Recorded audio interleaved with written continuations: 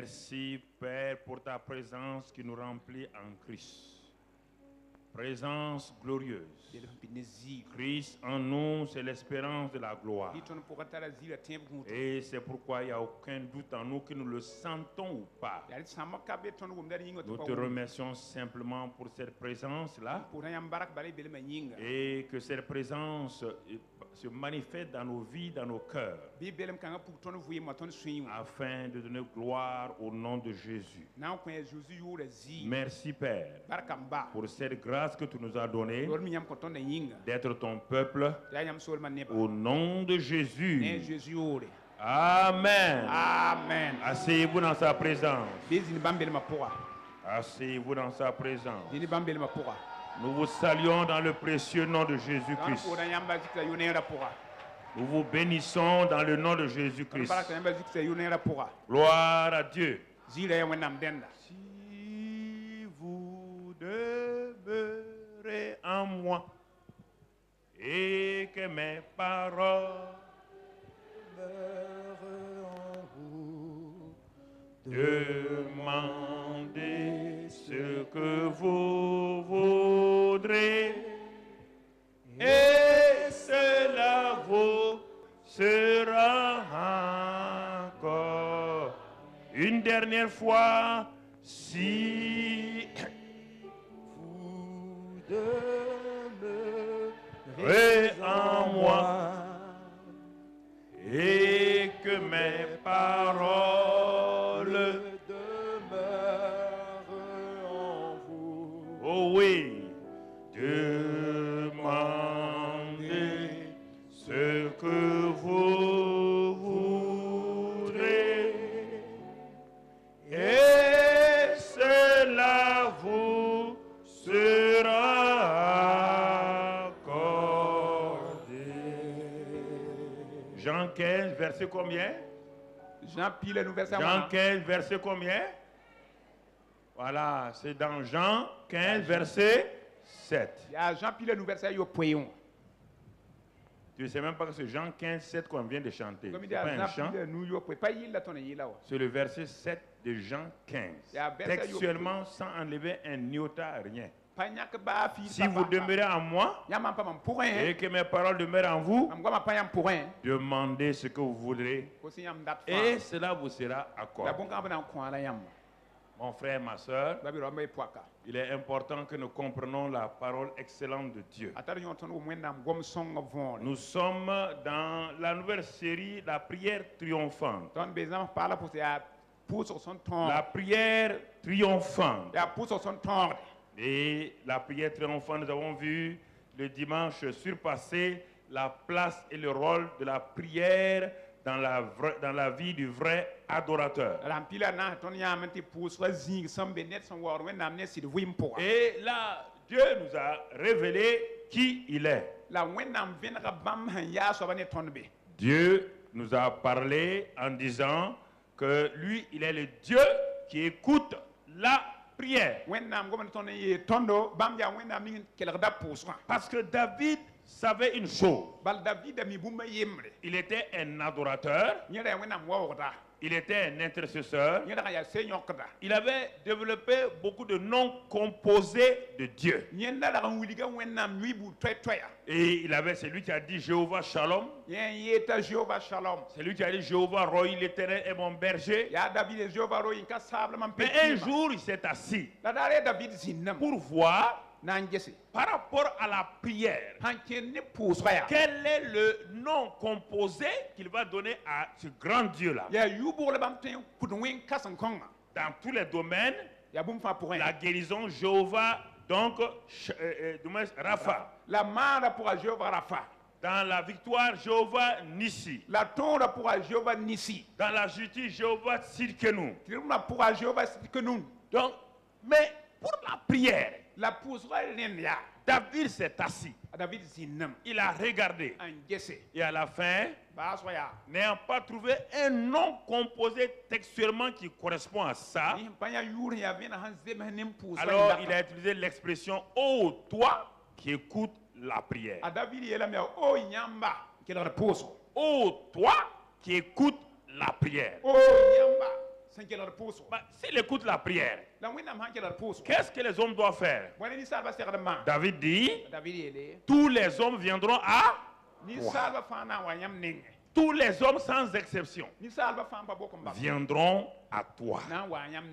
Et c'est ce que nous avons introduit donc à la dernière session. Et parce que Dieu est un Dieu qui écoute la prière, parce que Dieu là a un trône qu'on appelle le trône de la grâce,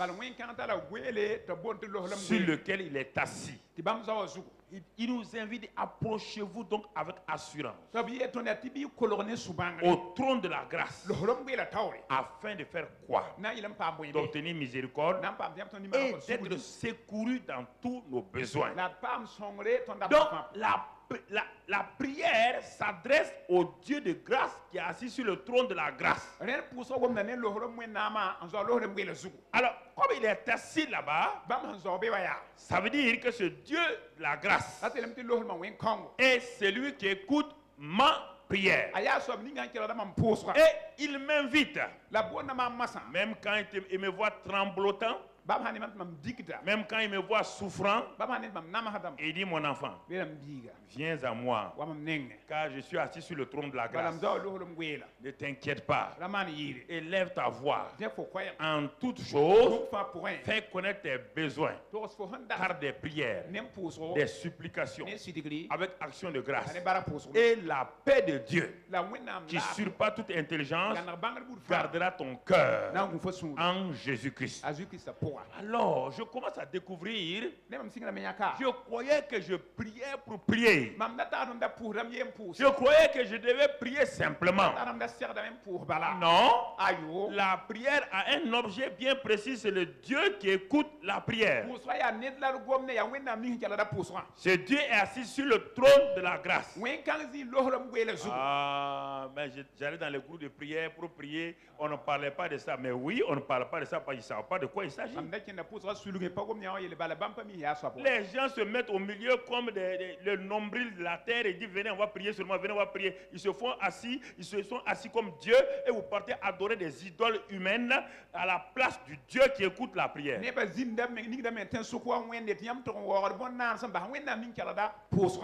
Il y a rare de groupes de prière qui ont centré leur prière sur le Dieu qui écoute la prière. Ils ont des hommes qui ont des besoins. Ils les amènent à eux. Ils les font sauter et crier. Mais personne n'est conscient qu'ils sont autour du trône de la grâce. Le Dieu de la grâce. Il ne parle même pas à Dieu. Chacun prie seulement. Chacun prie seulement. Chacun demande ce qu'il veut. Quel méli-mélo. Quel trouble, quelle confusion. Le grand Dieu là qui s'assoit sur un trône et dit: viens à moi. Et toi tu vas comme ça, tu demandes n'importe quoi. Et dans le trouble, dans la confusion,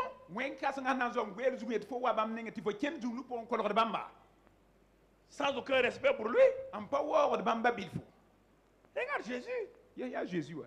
Quand il prie, il s'adresse toujours au Père. Ou ses évangiles. Ou les évangiles. Tu le verras en train de s'adresser au Père. Dans n'importe quel... Oh Père.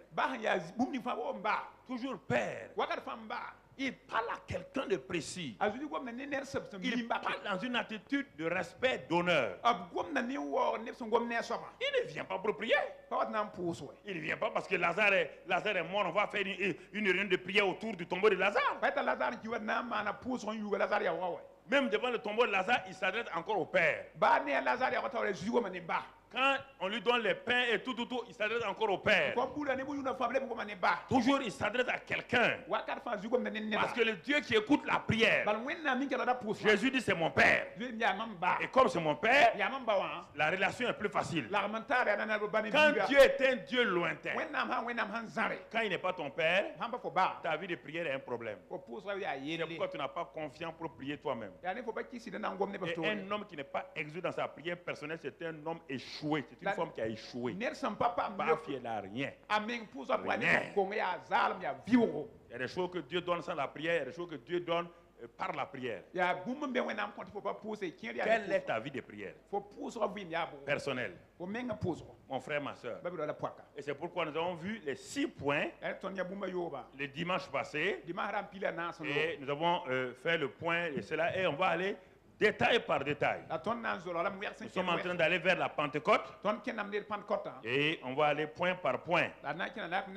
Mon frère, aujourd'hui, nous allons simplement voir demander le pain quotidien pour vous-même et le pain de vie pour vos amis.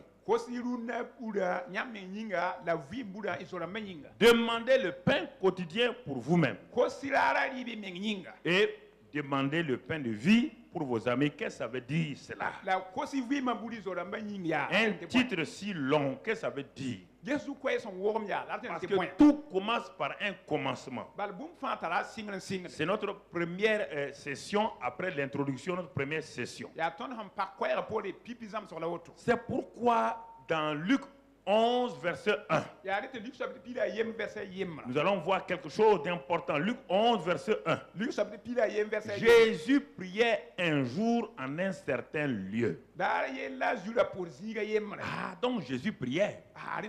Le Fils de Dieu priait. Le Dieu incarné priait. Et moi, je ne prie pas. Et toi, tu ne pries pas. Tu es un insensé. Tu es une insensée. Jésus priait. Il n'était pas malade. Il n'avait pas faim. Il n'avait rien, aucun problème. Mais il... Pourquoi il priait? Car la prière, c'est le moyen, c'est la chose pour dire à Dieu qui est aux cieux là, que moi je dépends de lui. Et que je ne peux rien faire sans lui sur cette terre. Refuser de prier veut dire à Dieu, je me suis égal à toi. Tu es Dieu là-haut, je suis Dieu sur la terre. Je me suffis à moi-même. Je n'ai pas besoin de ton assistant dans aucun domaine de ma vie. Quand vous partez à un groupe de prière, vous ne priez pas, c'est quelqu'un qui prie pour vous. Et vous, là, c'est quelque chose qui est terrible. Vous refusez de vous adresser à votre père et vous passez par quelqu'un qui va s'adresser à lui pour vous. Frères et sœurs, c'est pourquoi votre vie ne réussit pas. N'importe quelle épreuve, n'importe quelle tentation vous terrasse. Vous êtes terrassé. C'est pas le fait de crier, d'aller à gauche, à droite. Ce n'est pas le fait d'organiser des grandes choses. Est-ce que ta vie de prière personnelle, est-ce que ta vie de communion, est-ce que tu parles au Père, est-ce que le Père t'écoute, est-ce que le Père t'exauce? Ton carnet de prière, à combien % il est réalisé? Sur tes 100 sujets de prière, combien de prières sont exaucées? Regarde et tu verras que ta vie de prière, note-toi toi-même. Note-toi toi-même. Mon frère, ma soeur, note-toi toi-même. Et tu verras que ta vie de prière est lamentable. Jésus priait un certain jour, en un certain lieu. Lorsqu'il y est achevé, vous savez, ses disciples étaient là. Ils regardaient l'homme là prier. Un de ses disciples s'est approché de lui et lui dit: Seigneur, enseigne-nous à prier. Quand on regarde ta vie de prière, et notre vie de prière, c'est comme la nuit et le jour. Il n'a pas dit prie pour nous. Ils n'ont pas amené leurs besoins. Même Jésus qui répondait à leurs besoins, ils n'ont pas dit d'abord: voici nos besoins, prie pour nous maintenant. Jésus n'a jamais fait de veillée de prière pour ses disciples, il fait veillée de prière pour lui-même. Tu vas au veillée de prière, mais tu n'as pas de veillée de prière pour toi-même. Tu vas sur les montagnes de prière, tu n'as pas de montagne de prière pour toi-même. C'est ça d'abord. Donc mon frère, ma soeur, enseigne-nous à prier. Montre-nous quelle est la prière efficace, la prière triomphante. Parce que nous avons fait une connexion entre ta vie de prière et ce qui se passe en public. Nous avons vu qu'il y a une relation étroite entre ta vie de prière privée et ta vie publique. Ta vie de prière privée affecte ta vie publique. Un chrétien qui ne prie pas est un chrétien dans l'échec. Il n'a qu'à dire n'importe quoi, il est dans l'échec. Ce n'est pas vrai, il est dans l'échec. Mon frère, ma soeur, il est important. Alors Jésus ici, et Seigneur dit, enseigne-nous à prier. Regardez le verset 2, simplement, et 3. C'est pourquoi on va commencer par là aujourd'hui. Il leur dit, quand vous priez, dites, Père, que ton nom soit sanctifié, que ton règne vienne. Ça, c'est l'adoration qu'on a vue les derniers mois. Ça, c'est le vrai adorateur. Laissons ça de côté. Nous sommes dans la prière maintenant. Premier point de prière. Dans le Notre Père, le premier point de prière, ce n'est pas la guérison, ce n'est pas la victoire sur le péché. Il dit, donne-nous chaque jour notre pain quotidien.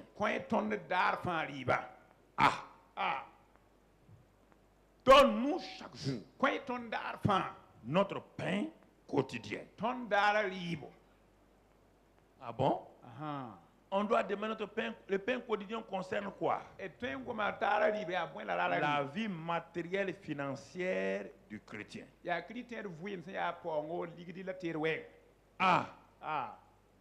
Frères et sœurs, c'est dans ce domaine-là qu'il y a trop d'escroquerie dans la maison de Dieu. Parce qu'ils ne prient pas, ils s'en vont escroquer, tourner les gens, parce qu'ils ne savent pas prier pour demander le pain quotidien. C'est ce qui fait la défaite de beaucoup de chrétiens.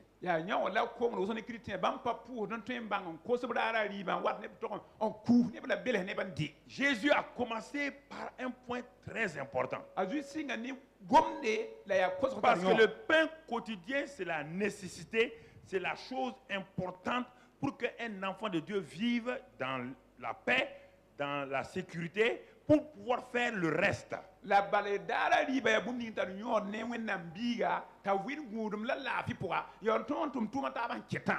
Frères et sœurs, il est important que nous comprenions cela. Demander le pain quotidien, c'est différent de s'asseoir à table et rendre grâce à Dieu pour le repas. C'est différent. Ça n'a rien à voir. Tu rends grâce parce que tu as prié, tu as obtenu. Au moment où tu manges, maintenant tu rends grâce à Dieu. Et même là, beaucoup de chrétiens ne rendront pas grâce à Dieu parce qu'ils pensent que c'est eux qui ont fait leur travail, ils ont eu à manger. Regardez, c'est pourquoi beaucoup de chrétiens, dès le moment où dans l'ABC de la prière, tu ne réussis pas, tu peux réussir à l'université de la prière. Je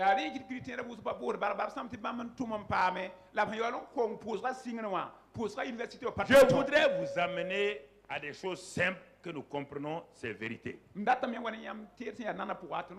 Honnêtement, si je vous dis de lever la main, ceux qui prient quotidiennement pour leur pain quotidien, il n'y aura même pas dit qu'ils vont lever la main ici. Pourquoi? Parce que vous travaillez et vous dépendez des résultats de votre salaire. Je vais vous montrer des choses que vous comprenez. Il y a des choses que vous ne comprenez pas et que vous ne cessez pas.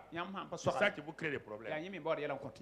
Demandez à Dieu le pain quotidien. Le pain de Dieu, sous forme financière, sous forme physique, matérielle, jamais ne périt, jamais ne finit.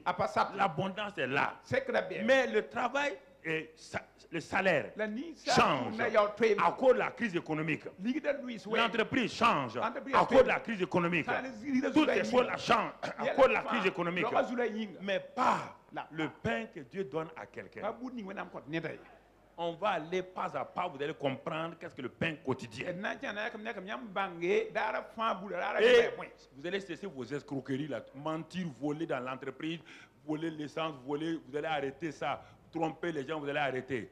Là, vous vous mettez sous malédiction. Un voleur chrétien est un voleur. Un trompeur chrétien est un trompeur. C'est important que nous comprenions. Le Père s'intéresse à toi. Il s'intéresse à moi. Je ne sais pas. Si vous comprenez en tant qu'un père terrestre, comment vous intéressez à vos enfants quand ils sont petits là? Vous faites tout pour les mettre à l'aise. Selon les moyens que vous avez. Même si vous êtes paysan, le peu de choses que vous avez là, vous préférez vous en priver pour que vos enfants soient à l'aise. Si méchants comme nous le sommes, nous savons donner de bonnes choses à nos enfants. Comment un fils viendra-t-il demander du pain à son père? Il va lui donner un caillou. Lui demander un œuf. Il va lui donner un serpent, un scorpion, un poisson. Il va lui donner un serpent. Dieu dit non, vous n'avez pas compris. Si vous ne donnez pas ces choses-là quand vos enfants demandent, quand vos enfants viennent vous prier, donc vos enfants viennent vous prier. Chaque fois qu'un enfant court pour enlever son papa, il est en train de prier son père. Il est en train de prier son père. Et le père est attentif. À cause de la relation de père à fils. Pas, son fils n'est pas un syndicaliste. Non.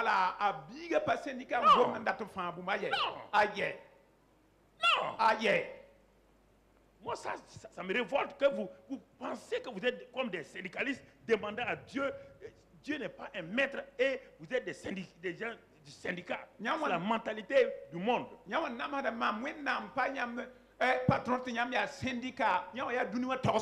Le père. Un enfant court, papa. Cet enfant de 2 ans là court, papa. Je veux à manger. Et le père se lève. Il va prendre un caillou. Il le met dans l'assiette de l'enfant. Même s'il est fou, il ne le fera pas. Vous devez abaisser Dieu à quel niveau? Vous l'avez abaissé à quel niveau? C'est ça. Vous tous là, vous l'avez abaissé à quel niveau? Dieu là, vous l'avez amené à quel niveau? Vous l'avez amené à quel niveau?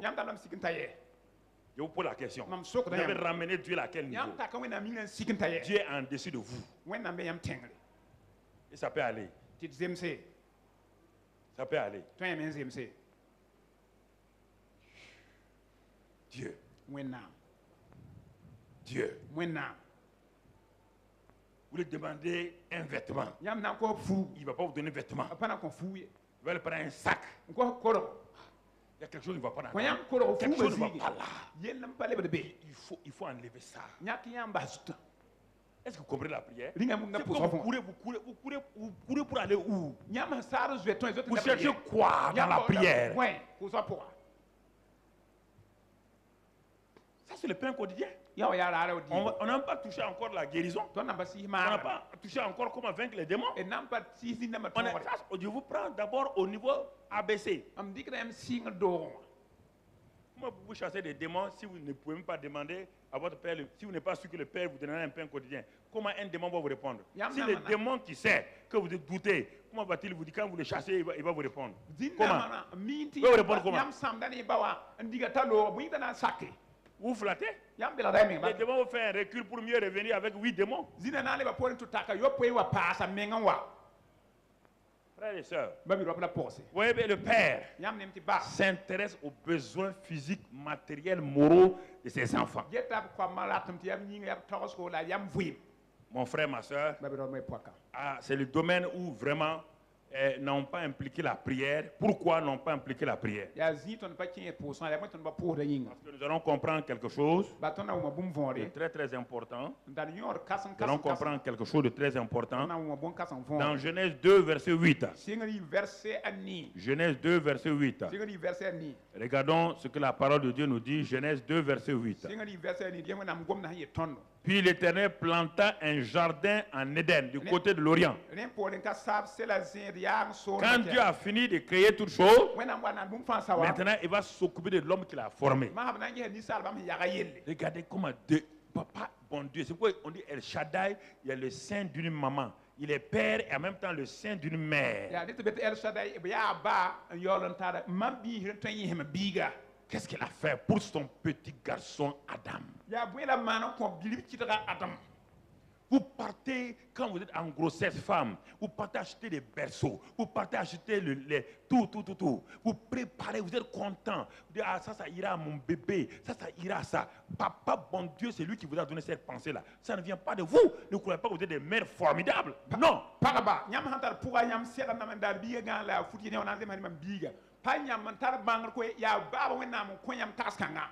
Mon frère, ma soeur, la pensée vient d'abord de Dieu.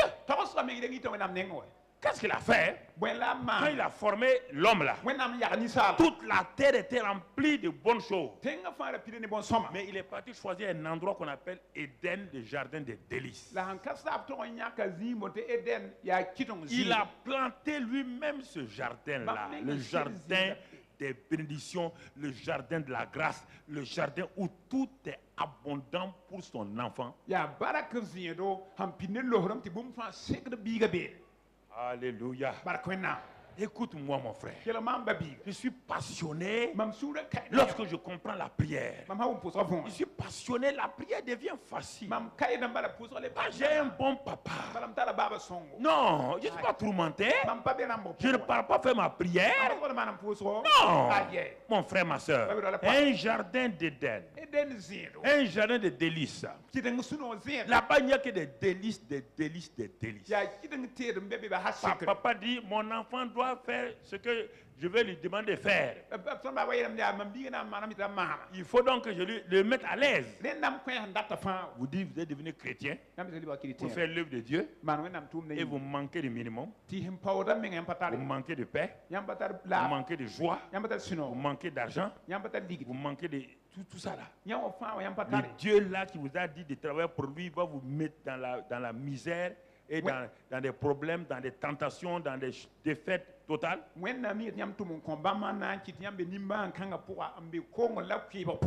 Mon frère, ma soeur, même les entreprises de ce monde-là payent 13e mois aux gens. Alors, revenons toujours à ce passage-là. Qu'est-ce qui s'est passé? Et il y mit qui? L'homme qu'il avait formé. 9. L'Éternel Dieu fit pousser du sol les arbres de toute espèce, de toute espèce. Regarde. Des arbres de toute espèce. Toute espèce. On va aller au verset 16. Agréable à voir et bon à manger. On va sauter au verset 16. Regardez. Dans ces arbres-là, il n'y a aucune maladie. Dans ces arbres-là, mon frère, il n'y a rien de mauvais. Ça veut dire, regardez ça. Regardez ça. Les naturopathes et les médecins. Si l'homme n'était pas tombé, est-ce que ces arbres-là peuvent donner la maladie à quelqu'un? Est-ce qu'Adam était malade? Alors, pourquoi nous ne revenons pas aux arbres? Écoutez-moi, frères et sœurs. Voici le vrai problème. Parce que vous allez comprendre pourquoi on ne revient pas aux arbres, à la nature. Parce que quelque chose a été déformé et on va le voir tout à l'heure. Regarde bien. Verset 16. Verset 16. Que l'Éternel Dieu donna ce tort à l'homme. Tu pourras manger de tous les arbres du jardin. Tu pourras. Alors maintenant, on va aller rapidement au verset chapitre 3. Quand l'homme est tombé, regardons ce qui va se passer. Chapitre 3, verset 19. Chapitre 3, verset 19. Qu'est-ce que la parole de Dieu nous dit? Nous sommes dans Genèse. Genèse 3, verset 19. C'est à la sueur de ton visage que tu mangeras du pain. On va s'arrêter là. Jusqu'à tu quittes la terre, tu deviens poussière. Voilà où les problèmes ont commencé. À la sueur de ton Ça, c'est la malédiction. Et les hommes ont pris ça et dit, c'est à la sueur de mon front que je mange. C'est pourquoi les gens sont maudits. Tu mangeras ton pain à la sueur. Et c'est notre système économique aujourd'hui. C'est notre système, donc, aujourd'hui, de vie régulière. Dieu dit, les arbres que j'avais plantés là, vous voyez maintenant, il ne parle plus d'arbres, il parle de pain. Quelque chose que l'homme lui-même va faire quoi? Va fabriquer pour se nourrir. C'est-à-dire les médicaments. Toutes ces choses-là, l'homme va les fabriquer. À la sueur de quoi? De son front. Et c'est ça qui va les détruire pour qu'ils retournent dans la poussière. Puisque les arbres du jardin d'Éden, il n'y a pas de mort prévue. Il n'y a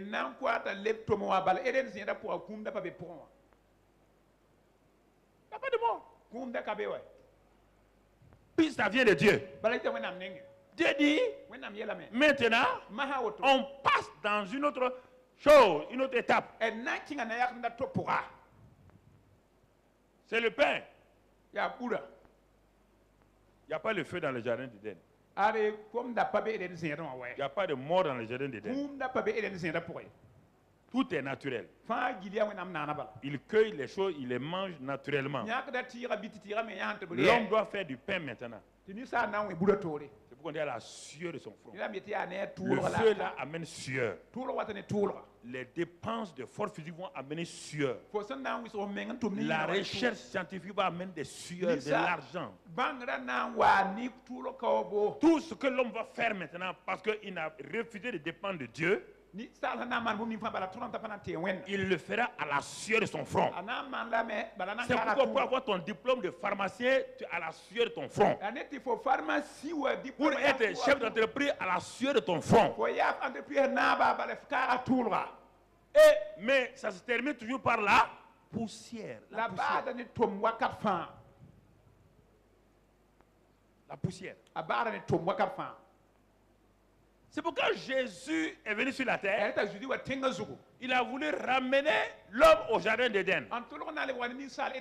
Il dit maintenant, il faut dire notre Père qui est dans les, donne-nous.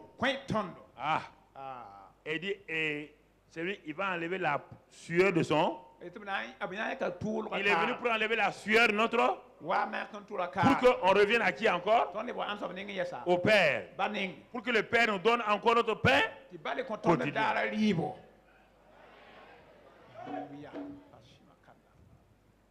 Que le Père nous donne notre pain quotidien.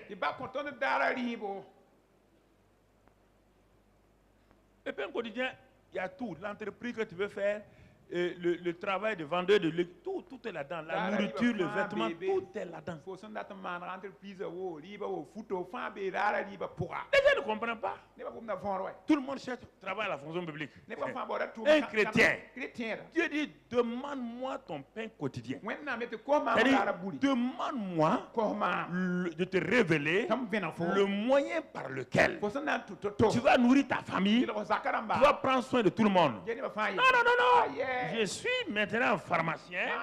Dieu dit, tu seras pharmacien, tu seras retraité pharmacien. Quand tu vas être retraité, on verra ce que tu vas faire. Tu vas aller de maison en maison pour emprunter de l'argent parce que tu n'as pas l'argent. Les 3 mois là ne te suffisent pas pour payer. Donne-moi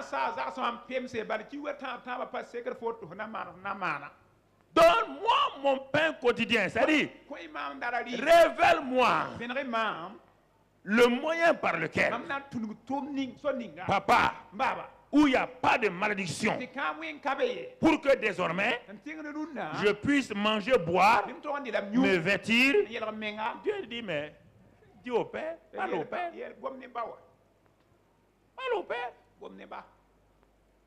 Parle au Père. Nous on dit à Dieu, voici mon instrument de travail à la sueur, mon front béni ça. Comment Dieu va bénir quelque chose qui est déjà maudit? La sueur de son front, c'est maudit, non? Tu prends, mais c'est ça que Caïn a amené à qui? Caïn a amené quoi? Le travail. Ce qu'il a cultivé pour avoir. C'est ça qu'il a pris pour amener. Quand Dieu regarde, il y a malédiction là-dedans. Il y a malédiction là-dedans. Dieu dit non. Je n'aime pas bénir quelque chose qui est maudit. Il a maudit le sol.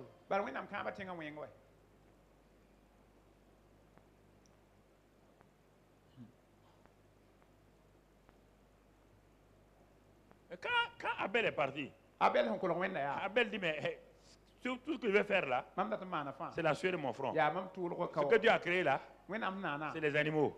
Il a pris, il a tué, il a pris le sang d'un animal innocent, il n'a pas présenté à Dieu. Il dit, je retourne à toi avec ce que toi-même tu as créé. Vous comprenez? Est-ce que vous comprenez, frères et sœurs? Tout ça, c'est la prière. Les deux sont allés au trône de la grâce. L'un est parti avec la sueur de son front. L'autre est parti avec un sacrifice qui le représente. Les deux sont sortis du lieu de la prière. L'un avec une joie, l'autre avec tristesse. Et cette tristesse va l'amener à être le premier meurtrier sur la terre. Quand tu quittes le trône de la grâce sans être secouru, tu deviens un meurtrier. La jalousie vient. Pourquoi Dieu répond à celui-ci? Tu ne sais pas comment cet homme ou cette femme est parti devant Dieu. Tu ne connais pas son cœur quand il partait. Il ne partait pas à la sueur de son front. Il partait parce qu'il savait qu'il n'avait rien. Il ne mérite rien. Il savait que la condamnation est sur la terre. Il est parti au trône de la grâce. Pas au trône du mérite. Pas au trône des efforts. Au trône de la grâce. La faveur imméritée.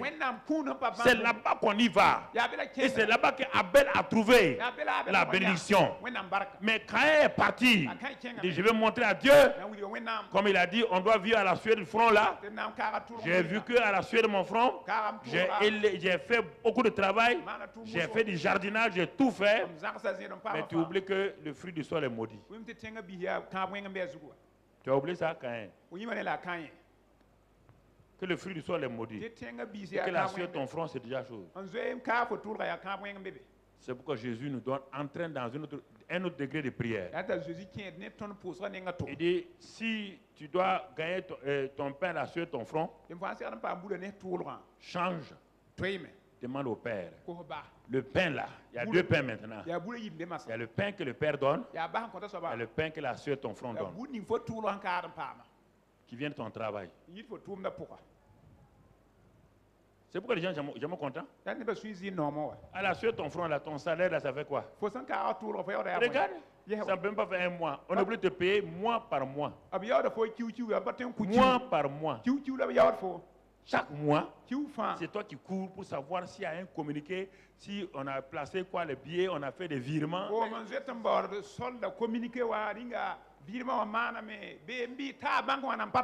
Tu ne dépends que de billettage ou bien de virement. Où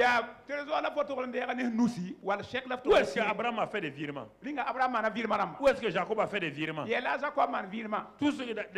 est-ce qu'ils ont fait des virements? Parce qu'ils ont compris qu'ils dépendent de Dieu. Frères et sœurs, c'est pas le... Parce que quel que soit alpha, vous serez un jour à la retraite. Comment vous allez faire?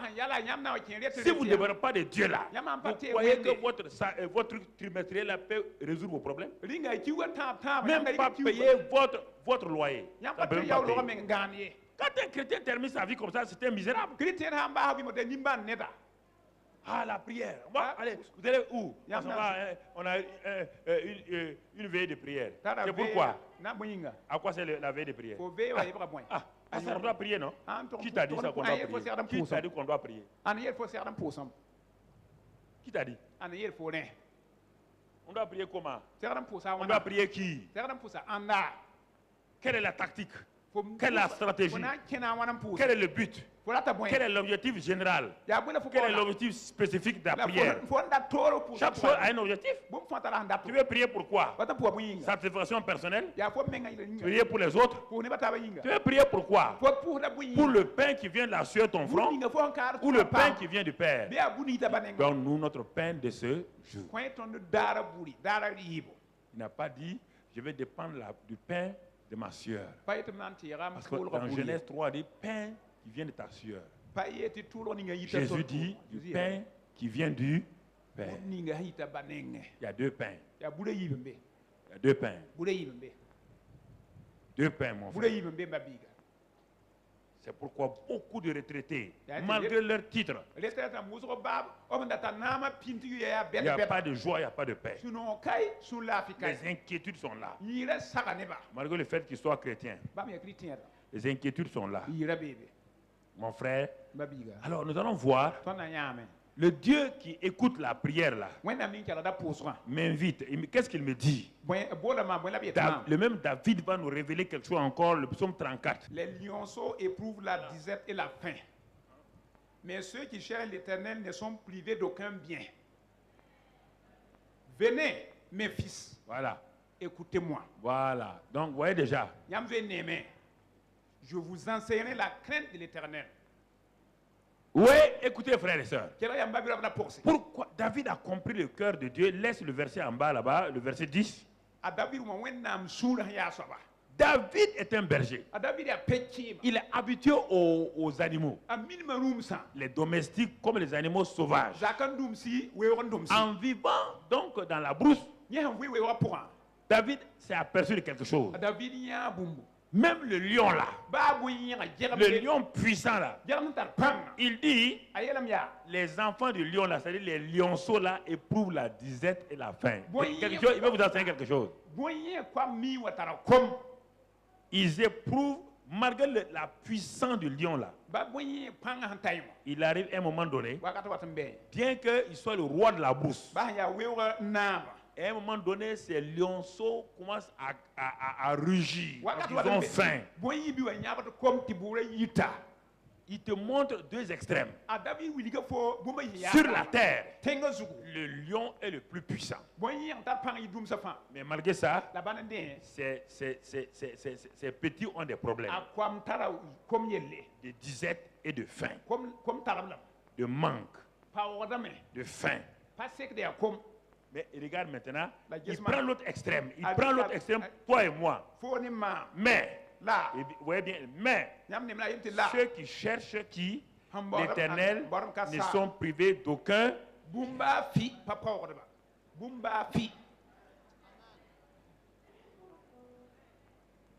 Arrêtez de la sueur de votre front. Là. Arrêtez ça, s'il vous plaît. Arrêtez. Vous allez tous prendre la retraite. Vous allez avoir des problèmes. Arrêtez, arrêtez.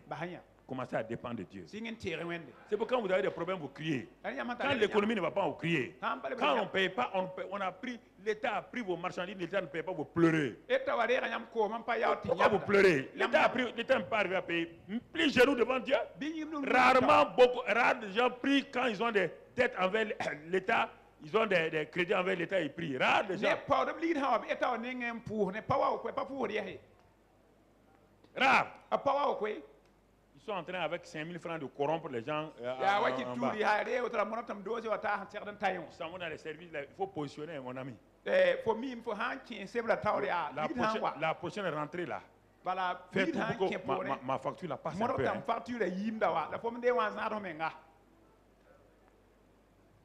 Mais vous ne savez pas. Prenez le vrai problème.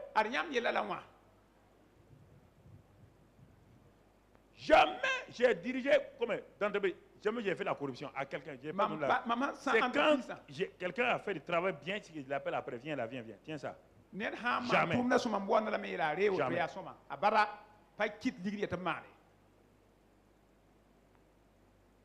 Mon ami. Je savais que si je parle, Dieu va parler au directeur là. Dieu va parler au ministre là.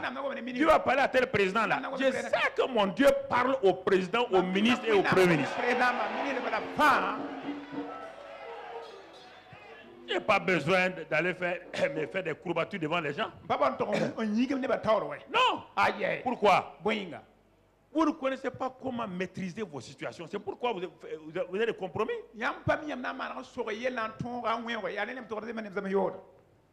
C'est ça, frère. Regardez. Regardez ce que Dieu dit. Que nous puissions comprendre ça. Les lionceaux éprouvent la disette. Mais ouais, vous ne vous asseyez pas pour lire. Pourquoi je dis les versets? Il ne faut pas prêcher pour prêcher. Je prêche sur quoi? Sur la base de la parole de Dieu. Je ne prêche pas Mamadou Karambiri. Mais si je te dis il faut prier et je ne donne pas ce verset-là, la foi vient de quoi? De la parole. Si tu ne connais pas la parole, tu vas voir quelle foi. Assois-toi et regarde ce verset. Je l'ai regardé pendant ma jeunesse. Que ceux qui cherchent l'Éternel ne sont privés d'aucun bien. Je me suis assis. Moi, j'aime m'asseoir. Quand ça ne va pas, je me couche. Je mets ma Bible à côté, je médite. Ou Dieu est un petit menteur, ou c'est moi qui suis menteur. Il me dit, ceux qui le cherchent ne sont privés d'aucun bien. Je ne parle pas des petites choses. Non, c'est le cas qui m'intéresse actuellement. Là. La situation dans laquelle je suis là, qui me crée un problème. Là.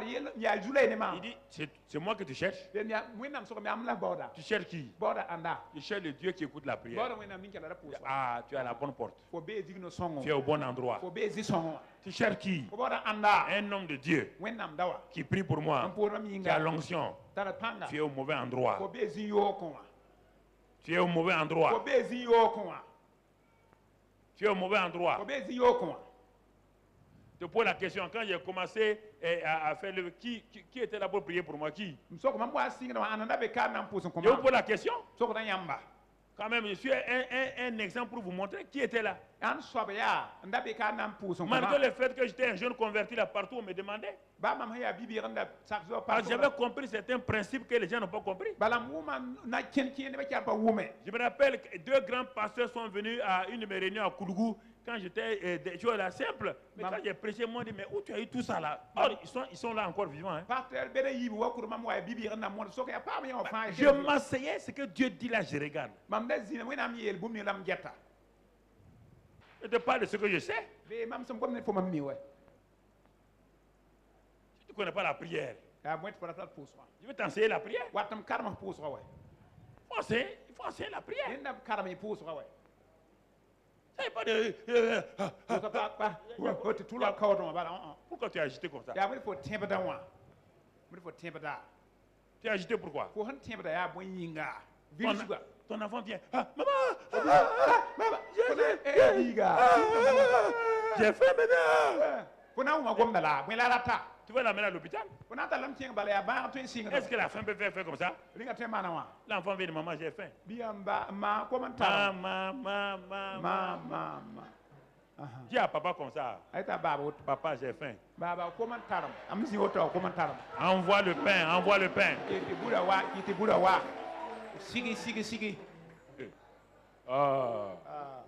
La prière, c'est une relation entre un fils et un papa céleste. Un père qui a tout. Rien ne lui manque. Il a tout pleinement. Mais quand quelqu'un a échoué dans sa vie de prière, quand on parle de prière comme ça, ça ne dit rien parce que c'est normal. Il n'arrive pas à croire. Sa mentalité n'arrive pas à saisir. Mon frère, regarde. Allons dans l'Ancien Testament. L'Ancien Testament, il n'a pas la base de Jésus, ni du sang de Jésus, ni du nom de Jésus. Un jour, ils avaient faim. C'est vrai qu'ils ont crié, mais regardez ce que Dieu a fait. Exode 16. Exode 16. Ils avaient faim. Et au verset 32, Moïse dit, voici ce que l'Éternel a ordonné, qu'un noumet rempli de manne soit conservé pour vos descendants, afin qu'ils voient le pain que je vous ai fait manger dans le désert. Donne-nous notre pain de ce jour. On commence, avant que Jésus ne vienne, on commence déjà avec les Moïse. Et Dieu a donné un pain qu'on appelle la manne. Il a donné un pain qu'on appelle la manne. Et après avoir fait, vous avez fait sortir du pays d'Égypte. Est-ce qu'ils ont mangé encore la nourriture d'Égypte? Est-ce que pendant 40 ans, ils ont mangé la nourriture d'Égypte? Est-ce qu'ils sont allés dans les supermarchés de l'Égypte? Regardez le pain, ce pain qu'on appelle la manne. 40 ans, une seule nourriture. Il y avait tous les oligo-éléments là-dedans. Il y avait les vitamines, il y avait tous les minéraux, tout dans une seule nourriture qu'on appelle la manne. Tout. 40 ans. Écoutez-moi. Quand il a donné les arbres, il y avait tout là-dedans. Maintenant, le jardin d'Éden est fermé, enlevé. Est-ce que Dieu a épuisé ses ressources? Là où tu ne penses pas qu'il vient, il vient.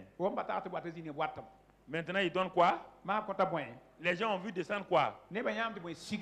Quelque chose du ciel. Ils ont dit, ça c'est quoi? Dieu d'abord, vous allez l'appeler manne. Ils l'ont mangé 40 années. Il y a eu un qui a eu diarrhée. Quelqu'un a eu diarrhée.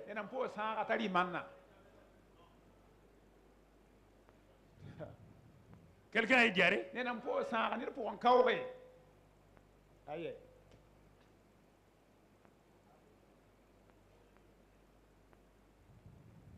Regardez. Donne-nous notre pain de ce jour. Et il leur donnait ça chaque 2 millions de personnes. Chaque jour se levaient à 6 heures du matin. Dieu, le grand cuisinier, le Père Céleste, avait déjà préparé le petit déjeuner pour son peuple.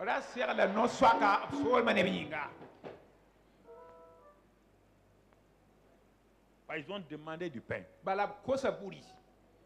Ils ont demandé. Mon frère, ma soeur. Verset 34-35. 34-35. Et Moïse dit à Aaron, prends un vase, mets-y de la manne plein, un numère, et dépose-le devant l'Éternel, afin qu'il soit conservé pour vos descendants. Voyez, Dieu est en train de nous parler aujourd'hui, vos descendants.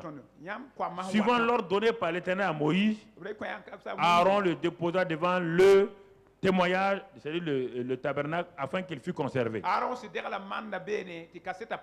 Les enfants d'Israël mangeaient la manne pendant 40 ans. Donc, Dieu dit qu'il faut qu'à travers la manne, les gens sachent que Dieu pourvoit aux besoins de ses enfants, il pourvoit au pain quotidien.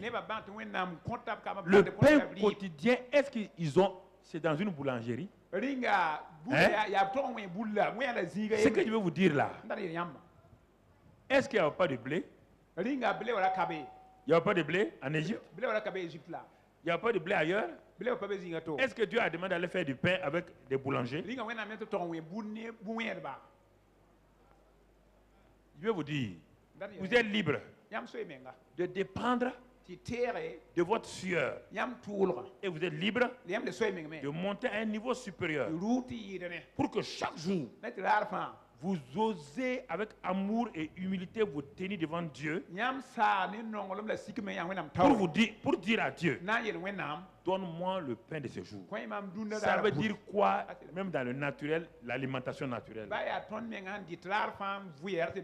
Nous envoyons les gens pour faire les achats au marché. Sans avoir prié dans notre pain de ce jour-là. Et ils savent acheter des choses où ils viennent mélanger, c'est ça qui nous crée des problèmes. Nous trouvons que c'est trop élémentaire quand même de fatiguer Dieu en disant donne notre pain de ce jour. Nous ne pensons pas que Dieu peut nous inspirer à manger certaines nourritures qui vont nous faire du bien. Parce que nous, on nous a déjà dit qu'il faut manger ça, feuille de baobab, feuille de ceci, feuille de cela. Ça, c'est la tradition. Tu es né là-dedans, trouver feuille de baobab. Faut pas y avoir de la flâtre, tu es vendre zindo. Il y a faut mininga. Pas du tout un petit salon, tu tournes dans un business qu'on l'a. C'est le problème. Il y a la yella. C'est le problème. Il y a la yella. Les gens, non, ils ne demandent pas. Mais pas sûr que nous n'avons. Ils mangent des fromages qui détruisent le corps. Ils le mangent, ils savent que ça détruit. Ils mangent. Il n'y a aucune discipline. Donne-nous notre pain quotidien. Non, non, non. Le pain quotidien, ça veut dire quoi? Madame, tu as mis la table là, il y a fromage, attends. Non, ça c'est pas le pain quotidien. Madame, vous avez la table, fromage, carrément, et on dit à Dieu maintenant, il n'a qu'à bénir ça là. Il va bénir quoi?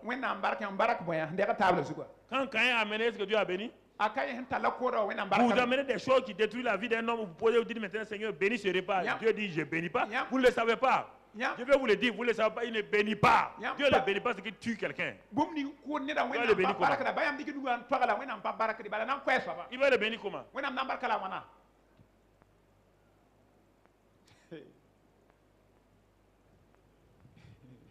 Non, beaucoup de nourriture que vous mangez là, vous posez, vous dites à Dieu de bénir. Est-ce que si Dieu a béni, il doit réveiller Caïn, lui demander pardon, parce que lui, il n'a pas accepté le truc de Caïn.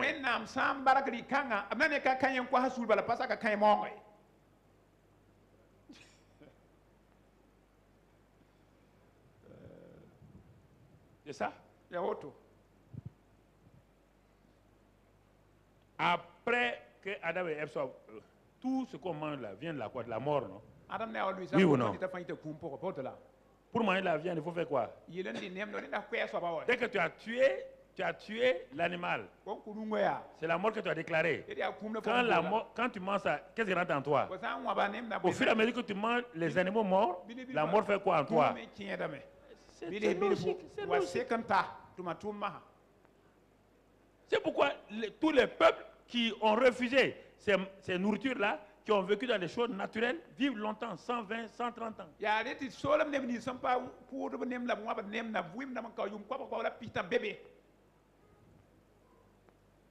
a créé le corps de l'homme, 70% d'eau. Et toi, tu te lèves le matin, jusqu'au soir, tu ne bois pas même 2 verres d'eau. Comment veux-tu fonctionner avec ta voiture qui est remplie d'essence pour aller à Bobo de l'Assaut sans remettre l'essence là-dedans? Et tu peux arriver à Bobo de l'Assaut? La voiture va commencer à faire quoi? À signaler quoi? Qui a l'essence qui manque, oui ou non? Qui a l'huile qui manque, oui ou non? Et toi, tu conduis, tu vas griller quoi? Beaucoup de gens grillent leur vie et ça amène diabète, ça amène hypertension. On dit, c'est quoi? On dit de ne pas manger du sel. Ta langue là, il faut couper ça. Tu manges du sel, tu manges le sel, après tu dis, on n'a pas prié. Qui va prier pour toi? Ton hypertension va partir. Arrête ta bouche! Marche.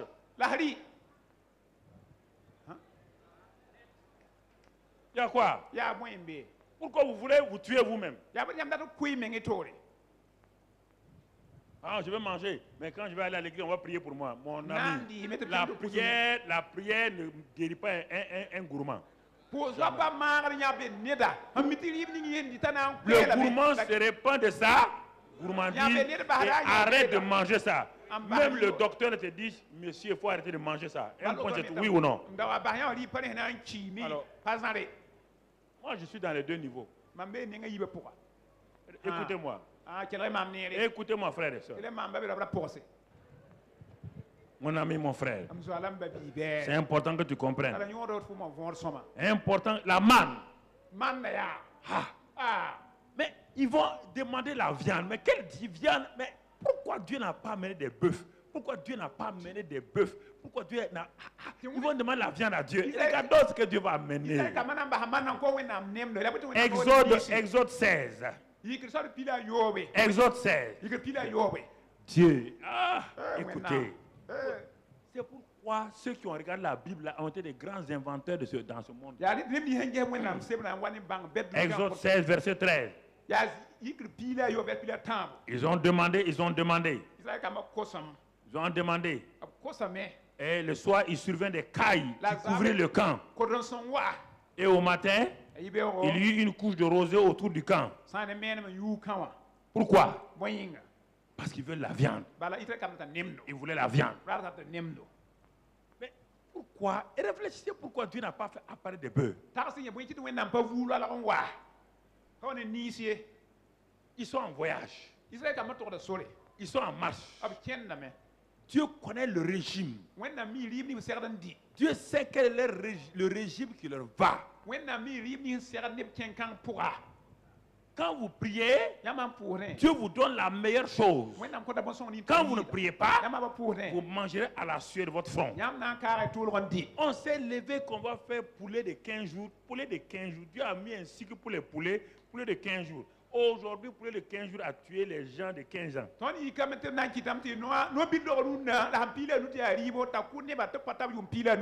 Un poulet que vous voyez là,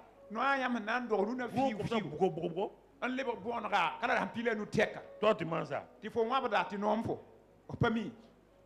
Pour le bomber comme ça là. Non. Il y a pas la question. Maintenant tout le monde est en train de revenir en arrière. On a des bœufs, des bœufs, tu vois des bœufs gras et tout. Ça a commencé à être des bœufs fous.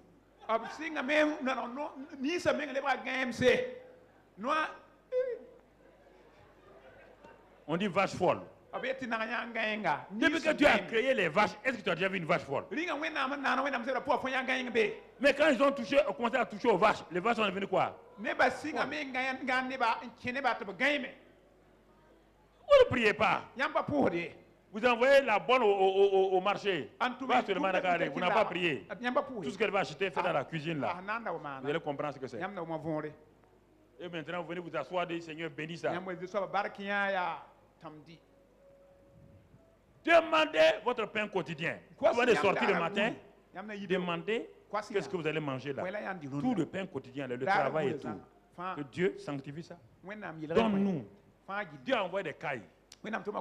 Va étudier les cailles. Va étudier l'œuvre des cailles. Il n'y a pas de cholestérol là-dedans.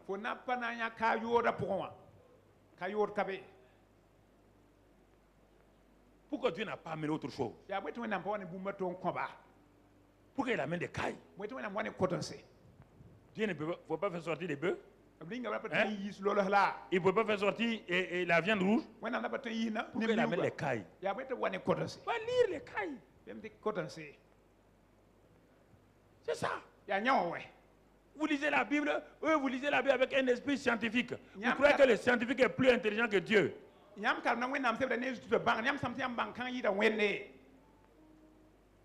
Parmi les huiles là, l'olivier dit que lui il va laisser son huile qui fait du bien au roi. Si l'olivier dit que lui son huile fait du bien au roi, ça veut dire que l'huile est importante, non? Oui ou non? Ça fait du bien au roi. Aujourd'hui encore, l'huile extra vierge. Tout le monde cherche ça, oui ou non? Donne-nous notre pain de ce jour. Donne-nous. Pas n'importe quoi. Hey, attendez. Je sais pas amusement, hein? Je ne défends rien, je défends la Bible. Ce que la Bible me dit de défendre mon frère. Pas aller, je ne suis pas là pour quelqu'un. C'est ça. Les cailles. La manne. Pas n'importe quel pain. Pas n'importe quel pain. Et vous le savez vous-même. Vous êtes assis ici. Vous qui avez des cliniques là. Est-ce que le pain blanc est bon? Le pain blanc là, il est bon? Hein? Est-ce que la manne c'est le pain blanc? Hein? C'est ta langue là. C'est ça qui te met dans des problèmes. On te dit de ne pas manger pain blanc. Il va yimika, il va fondre. Tu vas manger, tu vas vomir ça. Le pain blanc. Le 15 ans, je ne mange pas ça. Tu n'as qu'à mettre ce que tu veux là-dedans. Ah non, qu'est-ce qu'on va manger? Qu'est-ce qu'on va manger? Qu'est-ce qu'Adam mangeait? Je te pose la question. 40 ans dans le désert, c'est toi qui leur as donné couscous arabe? Tu leur as donné du fonio? Quand Élie a marché 40 jours, après avoir mangé quoi? Un gâteau et puis boire quoi? Le gâteau que l'ange a préparé, quoi, c'est la farine de ton village?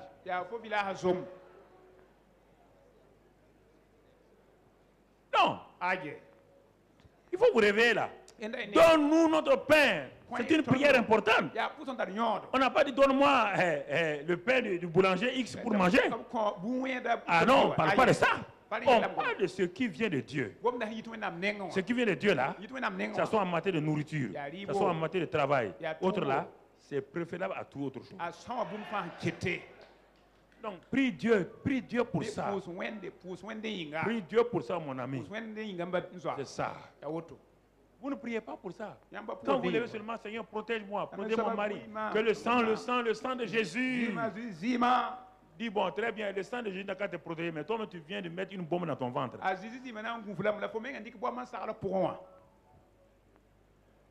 Mon frère, ma soeur. Je ne veux pas te discipliner. Quand on dit ça, on dit non, il ne faut pas exagérer. Il ne faut pas exagérer quoi? Regardez l'eau. Ils ont demandé de l'eau. Quand ils ont vu l'eau de Mara, l'eau était amère. Quand on a mis le bois, l'eau est devenue quoi? Douce. Dieu ne donne pas des eaux amères à ses gens.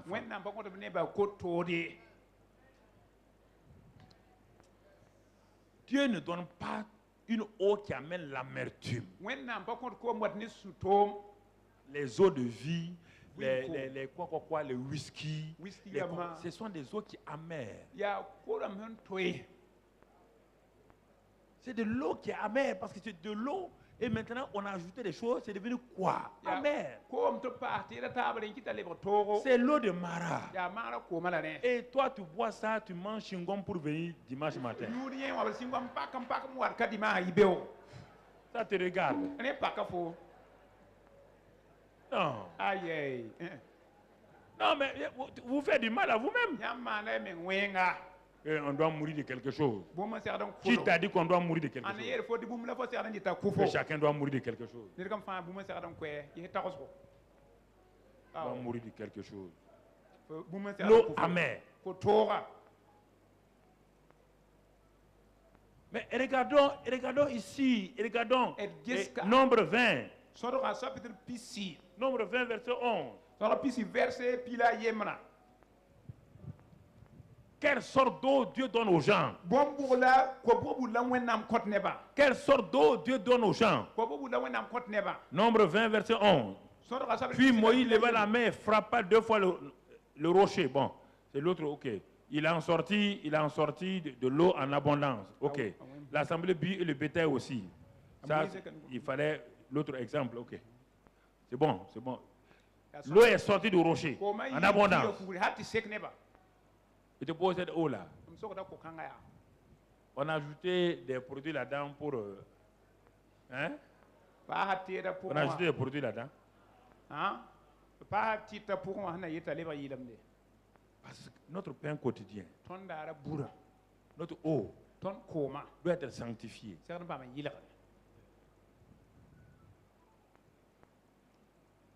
Notre eau doit être sanctifiée.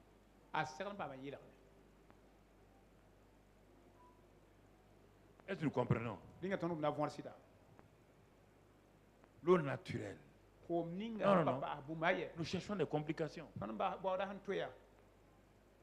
Et ça détruit les corps. On a ajouté tellement de produits que cette eau-là, elle est déformée.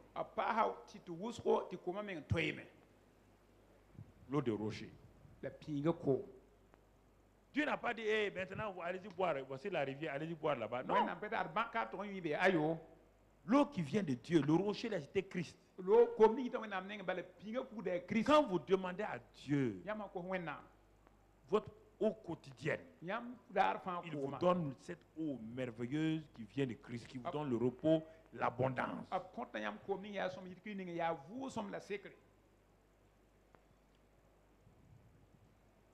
C'est ça. Ya wuto. Mon frère, ma soeur. Deutéronome 29. Dans nous, notre pain quotidien. Deutéronome 29. Verset 5. Verset à nous. Dieu dit à Moïse, je t'ai conduit pendant 40 ans dans le désert. Tes vêtements ne sont point usés sur toi et ton soulier ne s'est point usé à ton pied. Écoute-moi. Regarde le plus grand miracle. 40 ans. 40 ans. Les gens ne croient pas à ça. C'est le problème. C'est que vous êtes tellement moderne que vous ne croyez pas. Vous croyez que c'est votre kaki martingale là. Le super wax là. Vous croyez que c'est ça là? Regardez ici. 40 ans. Ramène le verset. Je t'ai conduit pendant 40 ans dans le désert. Et tes vêtements ne se sont point. Tes vêtements ne se sont point. Mais les vêtements à la sueur au front, les font quoi? Ils font quoi? Ça veut dire que, regardez bien. Est-ce qu'on a dit les vêtements des hommes? Hein? Les hommes et puis qui? Est-ce qu'il y a une femme qui transportait 3 valises d'habits? Est-ce qu'il y a une femme qui portait des chaussures haut talon, bas talon, moyen talon? Est-ce qu'il y avait ça?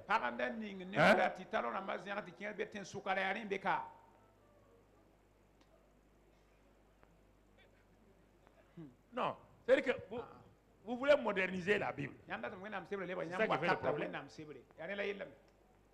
C'est ça qui fait le problème. C'est ça qui fait le problème. On n'a pas confiance que Dieu est capable de nous donner des vêtements, des souliers. On n'est pas conscient de ça. On est tout le temps fâché contre des frères parce qu'on voit des frères qui changent d'habit tout le temps. Et bien, quand même, ce frère-là, hein, regarde Zemba, il est venu avec veste rouge, l'autre jour, et puis ça, il ne me donne pas. Et on envie les vêtements des gens.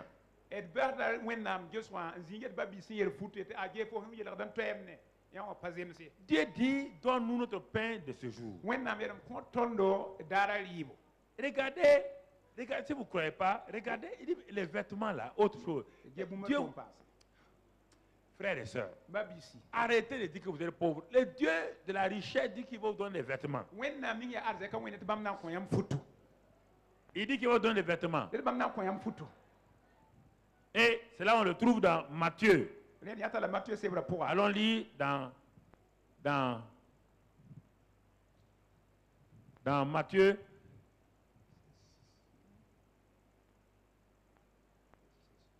6, 31, 32 d'abord. Matthieu 6, 31, 32. On va revenir, je sais, ils ont des problèmes, j'ai fait changer, ok. Matthieu 6, 31, 32. Ne vous inquiétez donc point et ne dites pas que mangerons-nous. Ouais. Jésus résume tout ça maintenant. Que mangerons-nous? Que boirons-nous? Vous voyez bien, tout ce dont j'ai parlé jusqu'à présent, c'est ça. Nourriture, boisson. De quoi serons-nous vêtus? Oui. Si on ne doit pas s'inquiéter, on doit faire quoi alors? Philippiens 4, 6 dit quoi? De ne pas s'inquiéter pour ça là. Et de faire quoi? De faire quoi? Faire monter des et des et si on dit de ne pas s'inquiéter pour la nourriture, c'est Jésus qui dit ça. Pour ce que tu dois boire, pour tes vêtements, ça veut dire qu'il y a une solution. Il dit, ne vous inquiétez de rien. Matthieu 6, 31 et Philippiens 4, si vous les collez, vous allez voir, c'est le même esprit qui a parlé à Paul. C'est le même esprit qui a parlé à travers Jésus.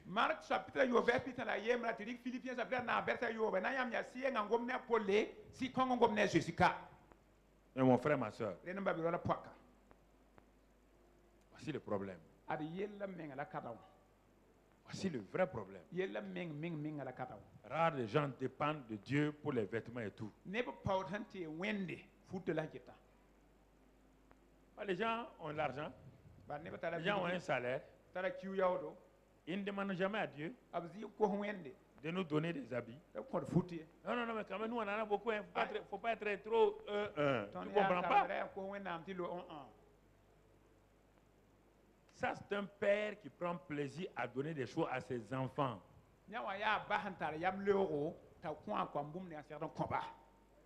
Vous ne comprenez pas ce que je vous dis là. Je n'ai pas dit que vous n'avez pas l'argent pour acheter des vêtements. Je vous dis, vous ne voulez pas vous humilier pour dépendre de Dieu pour les vêtements, parce que vous pouvez acheter dans un magasin 100 000 francs de choses, 200 000. Non, vous ne vous attendez pas à Dieu pour ça. Dieu n'est pas le pourvoyeur de vos habits.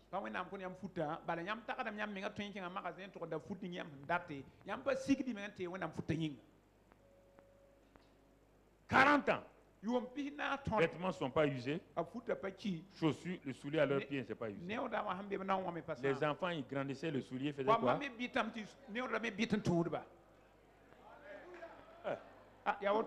Ceux qui étaient petits là, 40 ans plus tard, ils sont petits. Ils sont devenus quoi? C'est toi qui leur as donné le soulier? Vous ne croyez pas, vous croyez, la Bible là, c'est qu'elle est trop rationnelle. Non, quand même, c'est que le pasteur dit là quand même.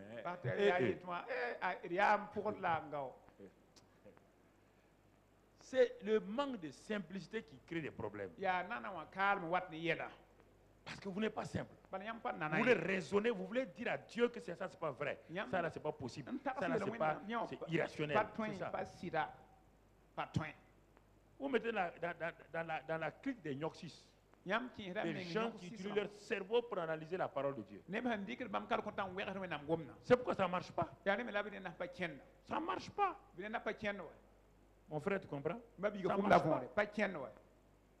Là, un exemple, je vous donne un exemple de ma vie simplement. Quand je me suis converti, le deuxième mois de ma conversion, un jour, bon, je ne savais pas faire le jeûne parce que quand j'étais dans la religion là-bas, on jeûnait. Mais je n'avais jamais pratiqué le jeûne selon la parole de Dieu. Alors comme j'ai vu que le jeûne était important, je suis allé au cours, j'ai fait le cours et puis j'ai fait mon jeûne. Et j'étais en année de licence, je me rappelle bien, c'était quand je préparais ma deuxième session. Alors quand j'ai fait le jeûne, vers 17h, j'avais vraiment faim. Et comme c'était les premiers temps là, j'avais faim, mais mon ventre là faisait tout sorte de bruit. J'ai dit à Dieu, je vais arrêter. C'est bon comme ça. 17h, c'est bon. Mais maintenant, si j'arrête, qu'est-ce que je vais manger?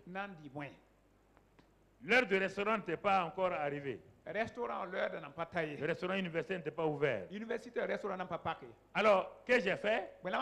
J'ai cherché dans mes tiroirs, les petites, parfois on prend des biscuits, il n'y avait rien.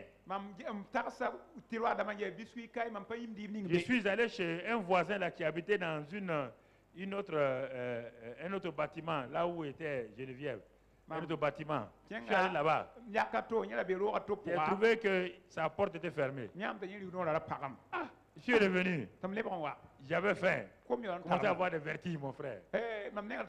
Alors, j'ai tiré mes tiroirs. J'ai dit, ah, tiens, le restaurant n'est pas ouvert, mais comment on appelle ça? La buvette, quoi, là où on vend les sandwichs, là, ça c'est ouvert. Hein? Café, voilà, café, c'est ça.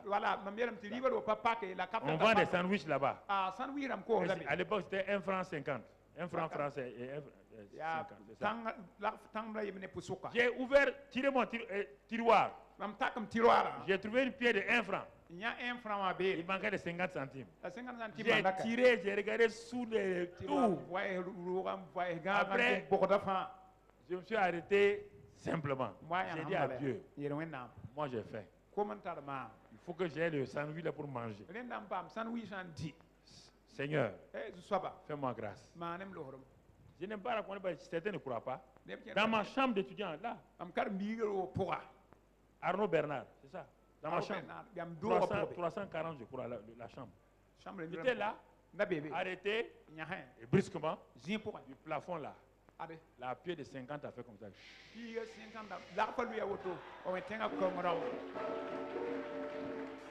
Dieu est mon témoin, je ne vais pas mentir pour mentir.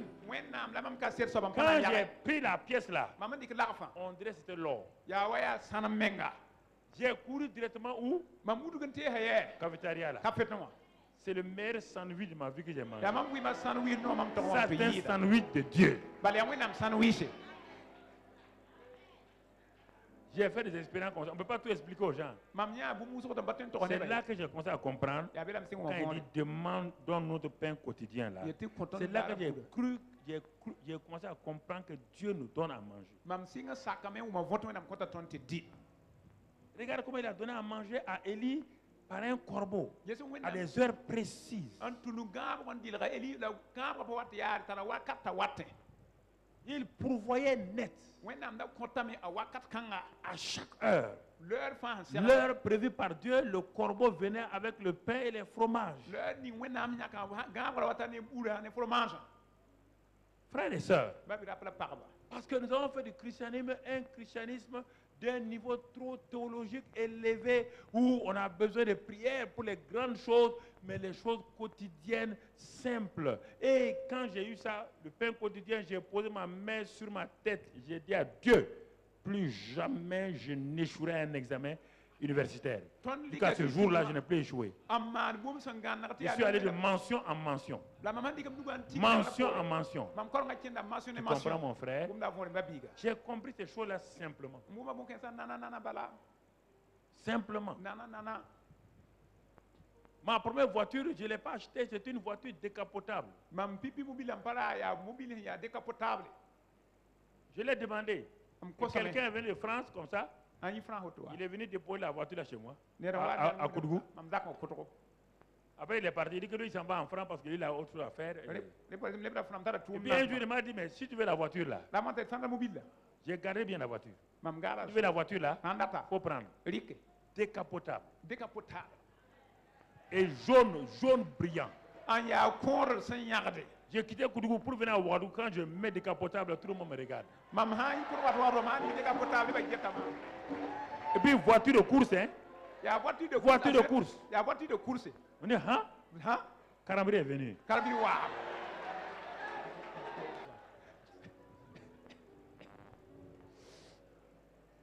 Merci. Dieu pourvoit. Il pourvoit nos besoins. Frères et sœurs, c'est si simple. Si simple. Si simple. Mais j'étais étonné. C'est la même chose. Pour faire la première Cisco ici, on avait 5 millions.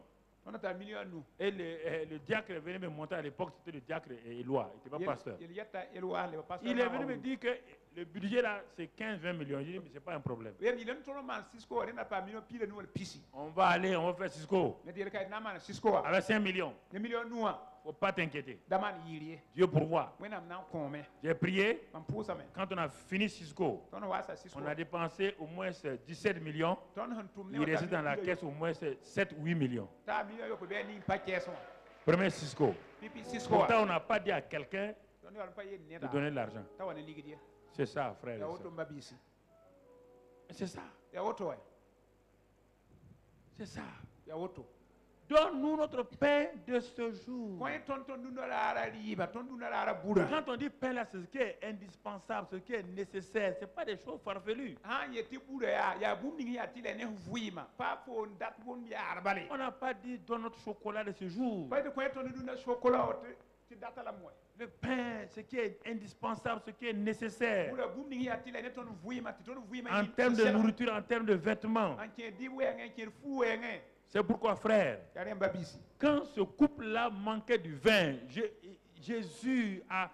Marie a prié, Marie a demandé à Jésus d'intervenir. Est-ce qu'il a refusé? Bien qu'il ait dit que ce n'est pas encore son temps, est-ce qu'il pouvait laisser le couple-là dans le désarroi?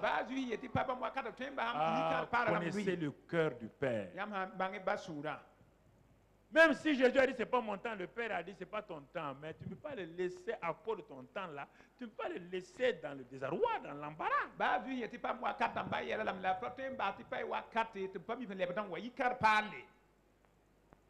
Vous voulez prier pour des grandes choses alors que vous n'exercez pas votre foi pour les choses quotidiennes. C'est ça qui vous permet d'avoir une base claire.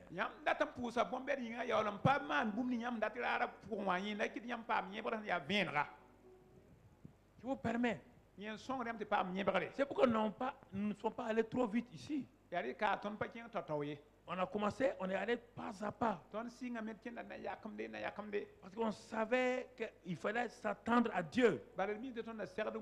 On faisait nos croisades ici sur le terrain. On faisait l'évangélisation individuelle nous-mêmes dans les maisons avoisinantes.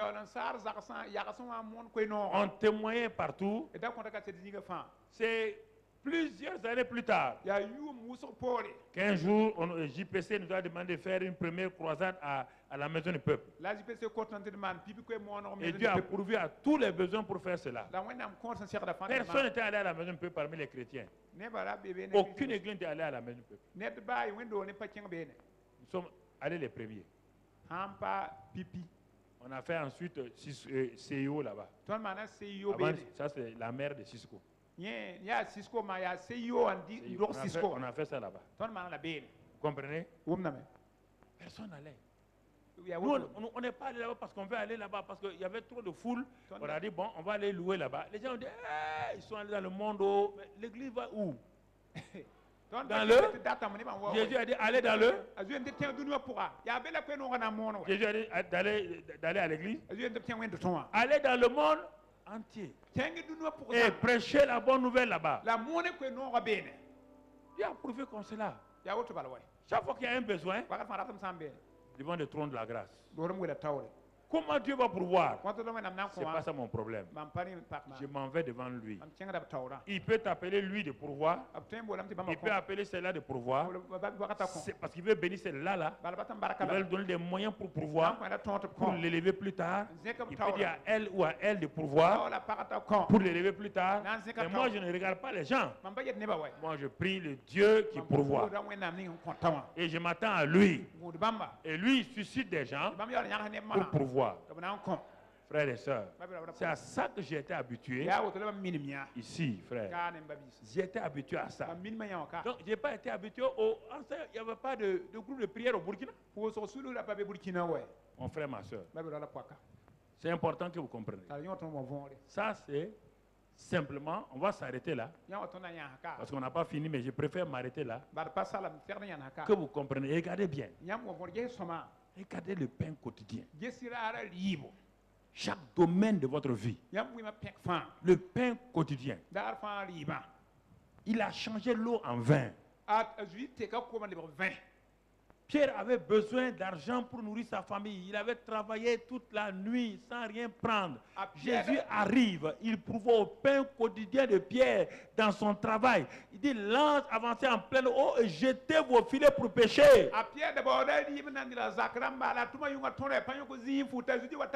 Votre pain quotidien, c'est votre travail aussi, quand ça ne marche pas.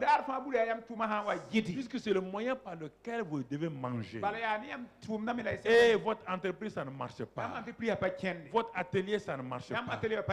Pourquoi vous ne prenez pas ça pour présenter au Seigneur? Pierre a pris sa pirogue, il a donné au Seigneur. Le Seigneur a prêché. Le Seigneur dit, comme tu as fait ça, la même pirogue là sera remplie de poissons. Va en pleine eau et jette tes filets. Vous dépendez trop des hommes. Et vous êtes aigris contre les hommes. Vous croyez que Dieu a suscité des gens pour vous distribuer de l'argent? Même le distributeur de billets qui est dans les banques là, n'importe qui peut enlever l'argent là-bas. Ah, c'est écrit distributeur de billets. Va t'arrêter et dis, bon, distributeur de billets, donne-moi 10 billets. Il va te dire, mon ami, est-ce que tu m'as déposé ici pour que je sorte pour toi? C'est ce que tu as envoyé à Dieu que Dieu te retourne. Si tu n'as pas envoyé quelque chose à Dieu, Dieu ne te retourne rien. C'est pourquoi, frères et sœurs, comprenez tout cela. Parce qu'on avance vers Pentecôte. Il faut que vous voyez la réalité du Saint-Esprit. Jusqu'à présent, on a donné le Saint-Esprit. Les gens ont fait un mélange Saint-Esprit, onction. C'est ça, cette année-là, on va aller dans la réalité du Saint-Esprit qui te comprend. Il y a trop de gens qui confondent les choses et qui se créent des problèmes.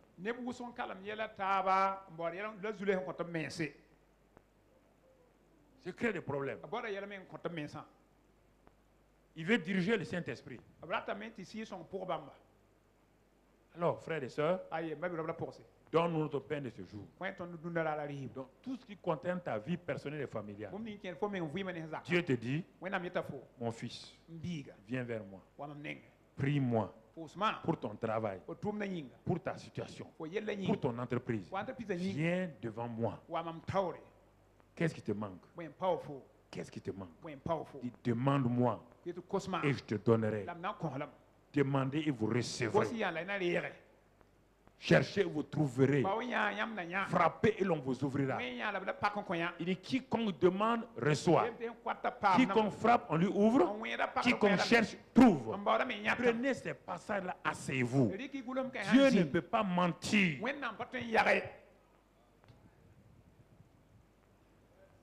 Et la suite, on verra comment maintenant apporter la deuxième partie, c'est notre message, le pain pour vous-même et le pain de vie pour vous les autres.